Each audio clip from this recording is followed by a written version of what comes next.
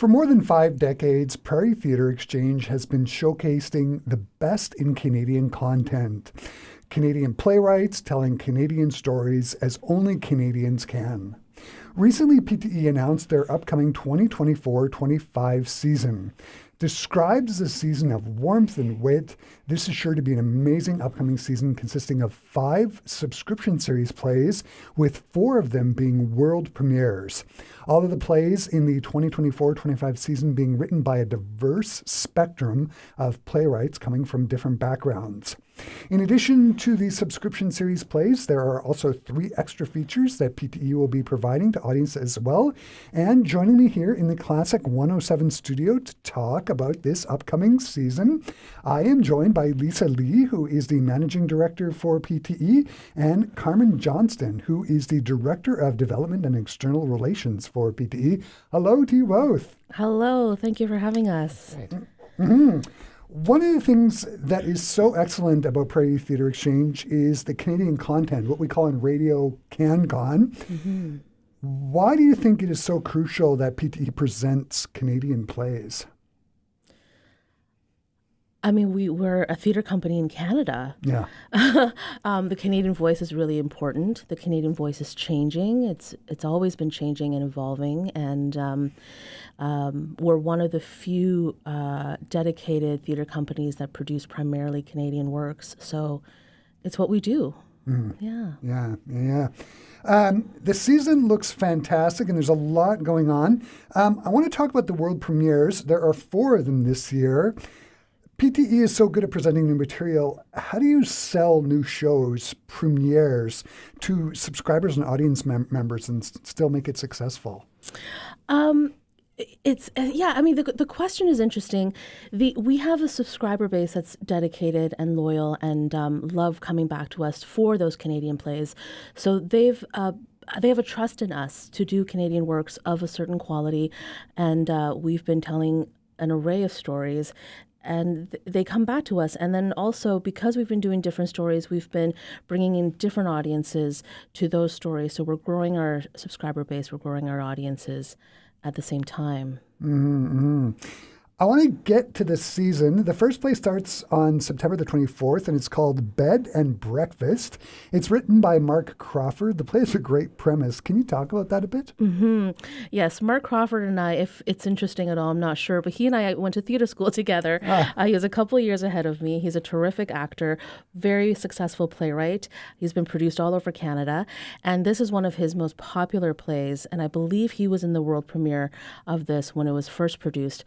But it's about a couple named Brett and Drew, and they move out of the big city of Toronto into a cute tourist town just outside of the city because they inherit a bed and breakfast. And it's a fun situational comedy that comes to life.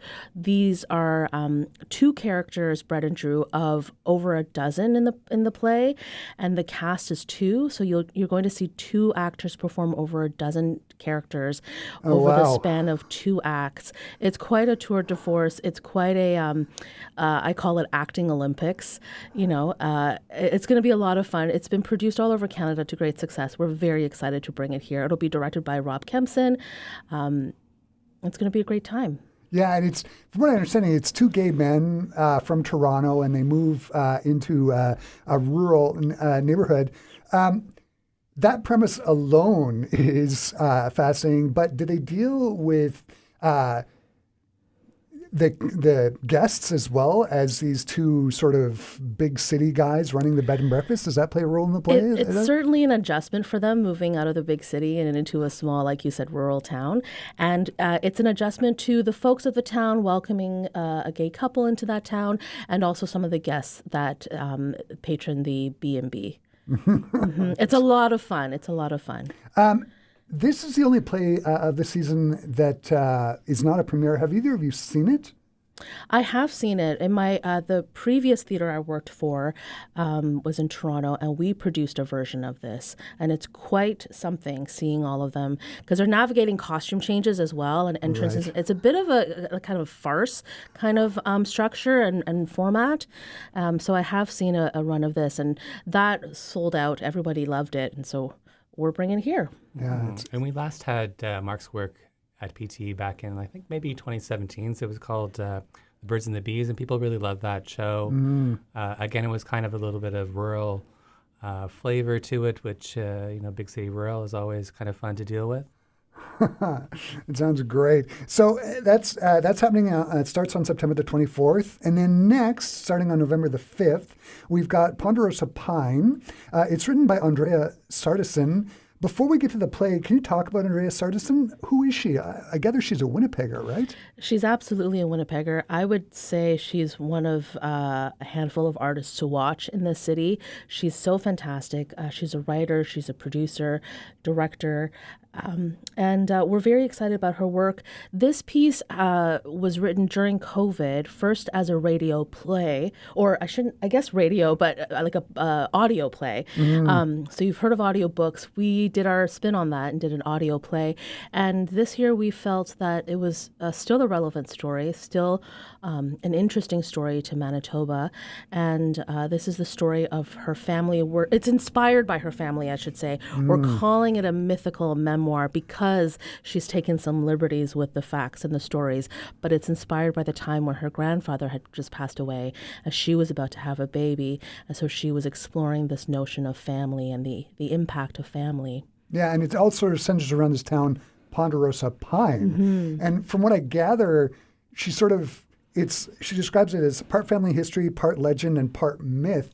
Does she take her family members from the past and combine them with current family members and put them together in this Ponderosa Pine town? Is that how it works? There are a number of elements of family history that kind of get blended together in this kind of, we don't need to follow all the rules because we are making this kind of mythical place. And there's the tree is a very important part of it, and it grows and it burns down and comes back and different things like that. So it is like a legend. Yeah. It sounds really, really fascinating. And then next, we've got the Christmas show that starts on December the 10th. It's presented by Outside Joke. They're calling it Outside Joke's Christmas Miracle. Who are Outside Joke? I was watching videos of them when I was prepping for the interview. They seem like a lot of fun.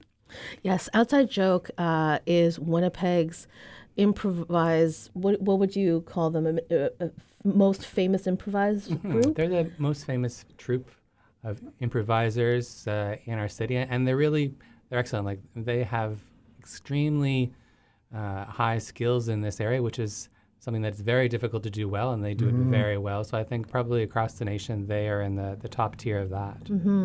And this is our third time producing with them in the family holiday slot. We've also worked with them one other time during a May spring show. And last couple of years, we've been doing a Christmas Carol, like a spin on that. Yeah. This year, they wanted to explore the Hallmark film structure and storyline. Many of them are shot in Winnipeg, and they have a lot of predictable, not in a bad way, predictable, cozy, familiar storylines. Someone comes home from the big city for the holidays, they meet the family neighbor and they fall in love and all ends well. So they're kind of taking that idea and turning it on its head and making it funny, making it really funny. They're so hilarious, and it's kind of incredible watching them work because it's all improvised. Every show is different. We have audiences that come back many, many times because you're getting a different show. And even, this is how skilled they are with A Christmas Carol. We all know that story, and yet people are still coming back to see it being set in a school, set in a spaceship, because they do such fantastic things with it that it feels like a brand new show every time. We're very excited to partner with them again for something brand new. Yeah. There's lots of good audience participation because part of the fun of the show and coming back multiple times is that some of the key elements of the storyline are provided by the audience based on what the Outside Joke team is requesting from them. They're looking for a location or an occupation, or is it going to be a veterinarian clinic? Is it going to be a grocery store that this is set in? So everyone has a little bit of input in it. But at the same time, not to scare folks, you don't have to purchase. This is not we're going to pull you out of your seat and bring you up on stage. I personally am terrified of that, but have a great time at Outside Joke because they keep the audience participation in a group way, and they keep it really fun, and they take really good care of you so you don't feel stage fright. Yeah. So, I mean, I guess every night is a premiere. Every night is a premiere. Yeah. I heard it described, I was listening, somebody described it as you turn off your mind, sit back and laugh, and watch their minds go like 3,000 miles per hour. Absolutely. I don't even know how they do it. No, and they do it so well all the times. They're professionals. They make it look simple, and that's the beauty of theater in this way, because it's just enjoyable. So that's happening at Christmas time. And then starting on February the 25th at 2025, PTE is presenting A Killing. You got to help me out with the pronunciation here. A Killing at La Cucina. La Cucina. And it's written by Thomas Morgan Jones, who's actually the artistic director for PTE. And it's a murder mystery. Is Thomas a fan of murder mysteries? Like, has he talked about it when he was writing the show? Tom is a fan of lots of different storytelling ways and avenues. He and I have shared our love of dark movies, twisted movies, and he knows the AD at Vertigo Theatre, which is the other Prairie's theater that we're co-producing this with, which is in Calgary. And it started off as a conversation. Vertigo they do a genre theater, so they do mainly mysteries and thrillers and that kind of thing. So we thought, what a great opportunity. And Thomas, being an accomplished playwright, decided to write something on his own, and it's terrific. It's it's A Killing at La Cucina, a Lucia Dante mystery, and we're thinking about, this is for people who like true crime documentaries or podcasts of that nature. Right. It's set in a fancy, exclusive, probably pretentious restaurant called Fate. It's a Michelin star restaurant. And what's happened is the food critic has come and he dies at the very beginning of the play. And so the play is a whodunit. Was it the chef? Was it the bus person? Was it the host? Was it one of the other patrons of the restaurant? Yeah, I think there's an eccentric billionaire and a tech giant in there as well. Absolutely, yeah. So it's a really fun time. It's you don't know who did it until the very, very end, and Lucia Dante is the detective brought in to solve this mystery. Sounds like it's going to be great. And then finally, rounding out the subscription series part of the 2024-25 season, we've got the premiere of Raised by Women. It starts on April the 1st, 2025. It's written by Métis playwright Keith Barker. And from what I understand, it's essentially a tribute, a love letter to the women who helped raise him, right? This was one of our commission pieces. I think it began about 4 or 5 years ago. And he wanted to write about his experience. So he wrote the play for himself. He will be performing in the play himself. And he wanted to write about his experience and his world views that have been shaped by the women of his life. So it's an ode to those women, and it's like you said, a love letter. It's a really warm story, and he's a charmer. It's going to be so charming watching him perform, and it's rare that you see Keith on stage. So I would say come out and see something that may never happen again. Born in Thunder Bay, right? And he's sort of based out of sort of northern Ontario. Is that right? Kenora, I think. Yeah. Kenora is where he's from, for sure. And then part of it is that his father was not a big part of his life growing up, and so that also factors into the story and kind of his appreciation for the way that the women, mothers, and others around him, helped him become a better person. Has PTE performed any of his other plays? Not to my knowledge. We do sometimes some play readings that are less shorter runs, so that might have happened, but I don't think Keith has been on our stage yet. Yeah, I was reading about him. He was a nominee he was a finalist in the Governor General's Award for English Drama in 2018 for his play This Is How We Got There. So it sounds like it's going to be a really, really fantastic show. He's terrific, and watching him perform will be such a treat. Lisa, Leah, and Carman, this has been so great. You've been so gracious with your time. Just quickly, before we wrap things up, I know there's these 3 sort of extra presentations that Prairie Theatre Exchange is going to be presenting. Can you talk about those three little presentations? So we're continuing our commitment to digital programming, and we're doing it a little bit differently this year. One in a very typical stream at home from the comfort of your couch or bed. That kind of experience is Fat Joke by Cheyenne Rouleau, and that'll be available late January, early February 2025.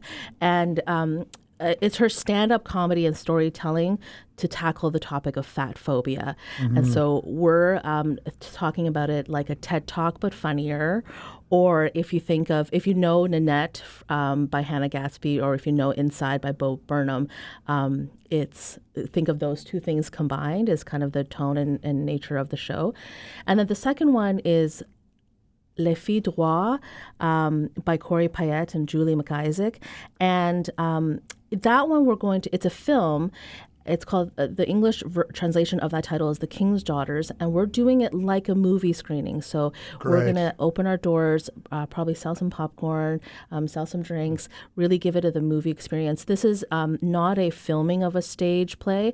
This is a feature film that's won a number of awards. I saw the trailer. It looks really, from what I gather, it has to do with the French and coming to Canada and sort of trying to have their influence on the people that are already there. Yeah, absolutely. So a really important story. The film is gorgeous. Like I said, won tons of awards, and we're very honored that we're able to present it at Prairie Theatre Exchange. And the musical is a nice thing as well to be able to share. Yeah. So it is a film musical. So are there musical numbers in the film, or? There will be music. Yeah. So, okay.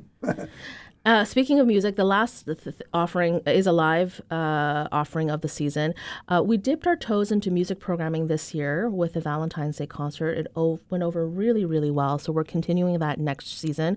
Not a Valentine's Day concert. We're exploring love songs about mothers, to mothers, about motherhood. So this is called Dear Mom.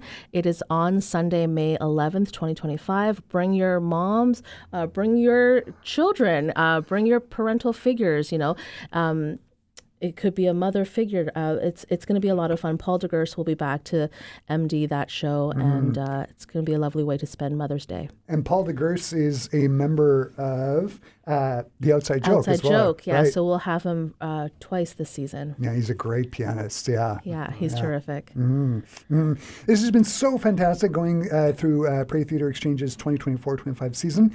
Where can people go if they want to find out more details about the performances? Our website is pte.mb.ca.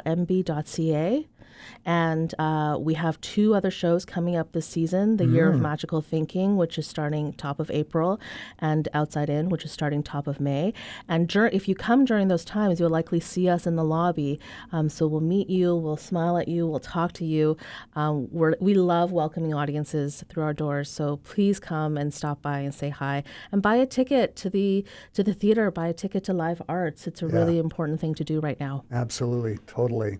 Carman and Lisa Lee, this has just been really, really wonderful to meet you both. Thanks for taking the time to stop by and talk to me about the season. Thank you so much for having us. Thanks very much.